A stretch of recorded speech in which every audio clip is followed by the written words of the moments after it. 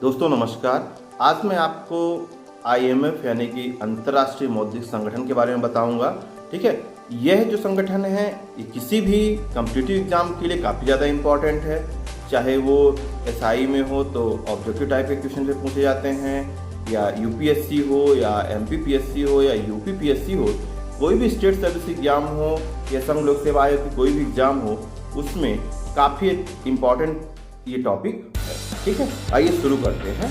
पहले हम इसको प्रीलिम्स बेस्ड थोड़ा सा ले लेते हैं, फैक्चुअल क्या कैसे है, इसके बाद आगे हम चलते हैं। ठीक है, देखिए इसको हिंदी में अंतर्राष्ट्रीय मौद्रिक संगठन और इंग्लिश में इंटरनेशनल मॉनेटरी फंड कहा जाता है। शॉर्ट फॉर्म में से IMF कहा जाता है। इसकी स्थापना 1945 में। ठीक है, इसकी स्थापना से पहले एक समझौता हुआ था, ब्रेटन वुड्स समझौता। यह हुआ था 1944 में। इसी समझौते के परिणाम स्वरूप इंटरनेशनल मॉनेटरी फंड या IMF को और वर्ल्ड बैंक की स्थापना की गई थी। और वास्तविक रूप से यह जो बैंक है इंटरनेशनल मॉनेटरी फंड जो है वो 1947 से अपना कार्य करना प्रारंभ किया। इसका मुख्यालय है वाशिंगटन DC USA में। वर्तमान में इसकी डायरेक्टर हैं क्रिस्टलिना जॉर्जिया जो बुल्गारिया की हैं। इसके सदस्य देश यदि हम देखें तो 189 हैं और नवीनतम जो सदस्य है वो नौरू है। 2016 में यह सदस्य है। ठीक है, आइए हम थोड़ा सा और देखते हैं कि इसके जो सदस्य हैं वो क्या हैं, कैसे बनते हैं सदस्य। ठीक है, ठीक दोस्तों, एक चीज़ मैं और आपको बता दूं कि कोई भी संगठन जो है जब हम पढ़ते हैं तो सबसे पहले हम उसको सदस्य देख लें, उसका मुख्यालय कहाँ है ये देख लें, उसका उद्देश्य क्या है ये देख लें, उसका कौन कौन से वो कार्य करता है ये देख लें, और भारत के सापेक्ष क्या उसकी संबंध है भारत के ये देख लें, और उसके संगठन की क्या कमियां हैं और क्या सुधार किए जा सकते हैं। इतना सब करने के बाद हम जो है तो उस संगठन के बारे में पूरी जानकारी ले लेते हैं। ठीक है, देखिए मैं आपको ये भी बता दूं कि जो वर्तमान में क्वेश्चन का दौर चला है, चाहे स्टेट सर्विस एग्जाम हो चाहे UPSC हो, उसमें उद्देश्य कार्य और बिल्कुल टू द बुलेट पॉइंट उसमें सारे क्वेश्चन पूछे, मतलब ऐसे क्वेश्चन पूछे जाते हैं तो उनके आंसर की जो प्रवृत्ति होती है वो टू द बुलेट पॉइंट किया जाता है। ठीक है, आंसर दिया जाता है।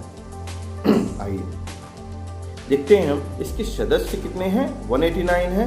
तो इसके सदस्यता ग्रहण करने के बाद जो प्रत्येक देश है उसका कोटा आवंटित होता है और इसी कोटा के आधार पे उसका मताधिकार भी होता है। लेकिन जो एक कोटा है सदस्य देश का, जैसे भारत उसका IMF का सदस्य है, संस्थापक सदस्य है, तो भारत का एक अपना कोटा है, अमेरिका का अपना एक कोटा है, ब्राजील का अपना है, रसिया का, मतलब जितने देश है सबका अपना अलग अलग कोटा है, तो उसी के आधार पर उनका मताधिकार होता है। तो ये जो कोटे का निर्धारण है वह वैश्विक अर्थव्यवस्था के सापेक्ष उस सदस्य देश की अर्थव्यवस्था की अवस्था पर निर्भर करता है कि उस देश की अर्थव्यवस्था कैसी है, कितनी सुदृढ़ है, कितना वह IMF में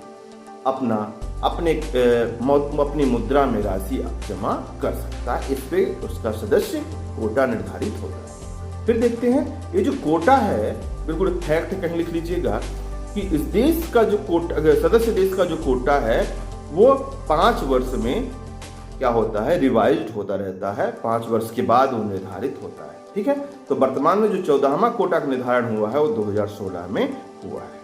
ठीक है, सबसे ज्यादा कोटा धारित करने वाला USA है, USA का ही इसमें बोलबाला होता है।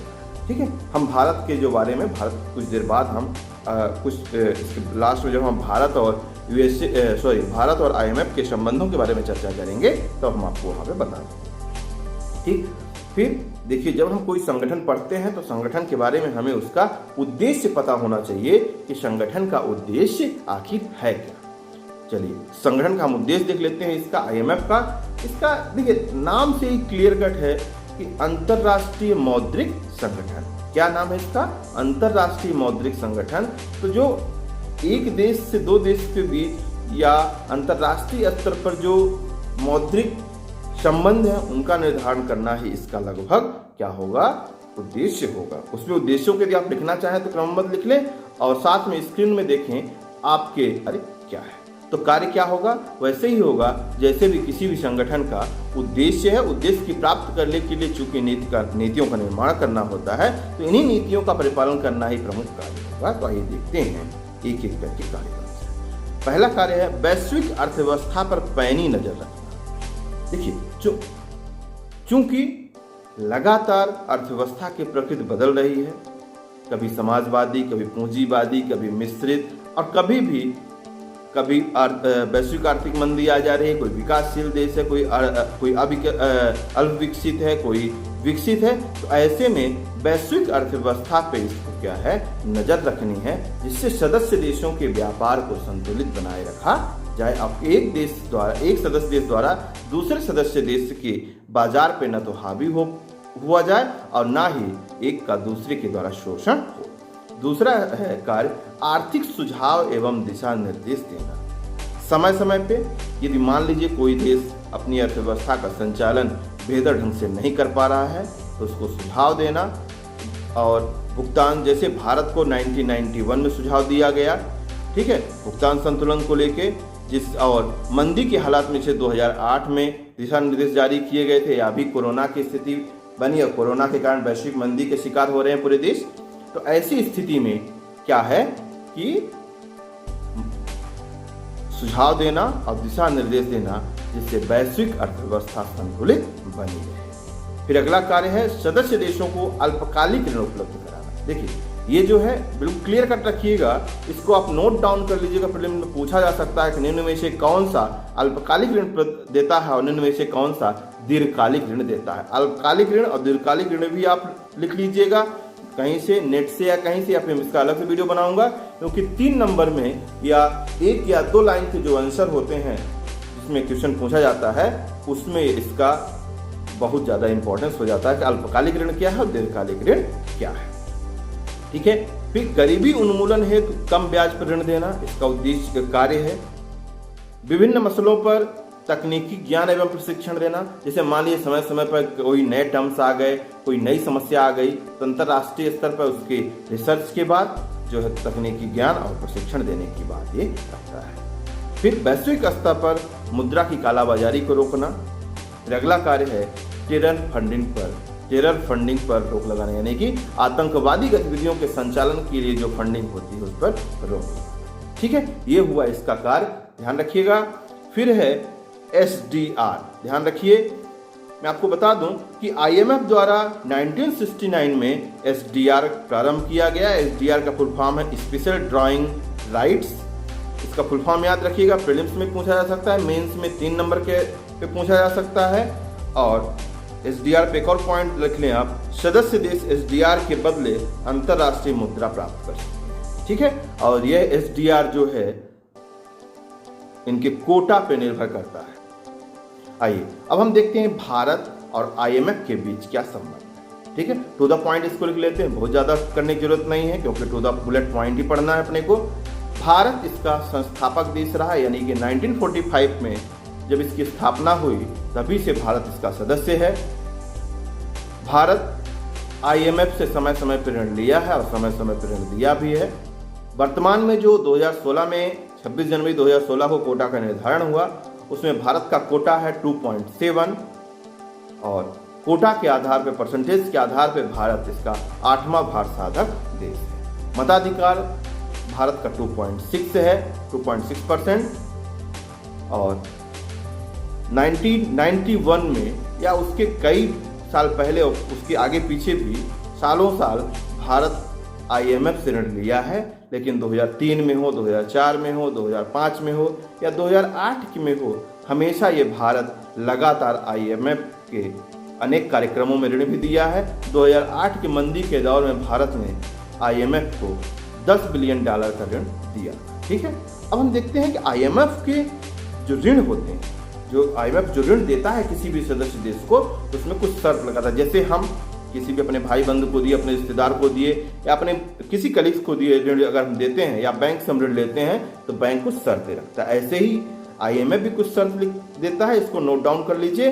और देखिए, फिर से मैं आपको बता दूं कि समय समय पर जहां पे हमें लगेगा कि आपको बुलेट पॉइंट देना है या हमें पावर पॉइंट देना है, हम साइड स्क्रीन में आप देखिएगा वो पावर पॉइंट प्रदर्शित कर रहे हैं। यहाँ पे भी एक पावर पॉइंट देख लीजिएगा। पहली शर्त है राजकोषीय घाटे में कमी करना। दूसरी शर्त है निजीकरण को बढ़ावा देना। तीसरी शर्त है राष्ट्रीय मुद्रा में सरकारी हस्तक्षेप को बंद करना। चौथा है डाउनसाइजिंग करना, यानी कि सरकार के आकार या प्रशासन के आकार में कमी करना। पांचवा है श्रमिक क्षेत्रों में सुधार करना। छठा है सब्सिडी में कम करना। ये जो लास्ट वाला जो शर्त है ये बहुत इंपॉर्टेंट है, थोड़ा सा मैं इसको आपको चर्चा करता हूं। ध्यान दीजिए, यदि कोई गरीब देश है, यदि कोई अल्प विकसित देश है या विकासशील देश है, जैसे भारत हो गया, चाइना हो गया, तो यहां पे सब्सिडी बहुत जरूरत है। ध्यान दीजिएगा, ये जो है सब्सिडी कम करने वाला जो शर्त है ये बहुत जरूरी है। इस पर चर्चा मैं आपको कर देता हूं। जैसे मान लीजिए कोई अल्प विकसित देश है या विकासशील देश जैसे भारत, यहाँ गरीबी बहुत ज्यादा है, यहाँ की अर्थव्यवस्था कृषि पर आधारित है, यानी कहा जाता है कि भारतीय अर्थव्यवस्था की रीढ़ कृषि है। तो ऐसे में कृषि को सब्सिडी देना बहुत जरूरी है। लेकिन ये एक तरह कहता है कि गरीबी भी निवारण की जाए, दूसरी तरह कहता है कि सब्सिडी भी ना दी जाए। तो ये काफी विवादास्पद है और बार बार भारत के ऊपर ये आरोप लगता आया है कि भारत काफी ज्यादा सब्सिडी दे रहा है, लेकिन इसके दबाव में हम कभी झुके नहीं हैं और ना तो झुकेंगे। देश की आम जनता और गरीबों के हितार्थ सब्सिडी हम देते आए हैं और जब जैसे जरूरत होगी हम सब्सिडी देते रहेंगे। इसकी कमियां भी कुछ हैं, लिख लीजिए और देख लीजिए, आपके स्क्रीन में दिख रहा होगा। पहली कमी है ऋण के लिए कठोर शर्तें लगाता है।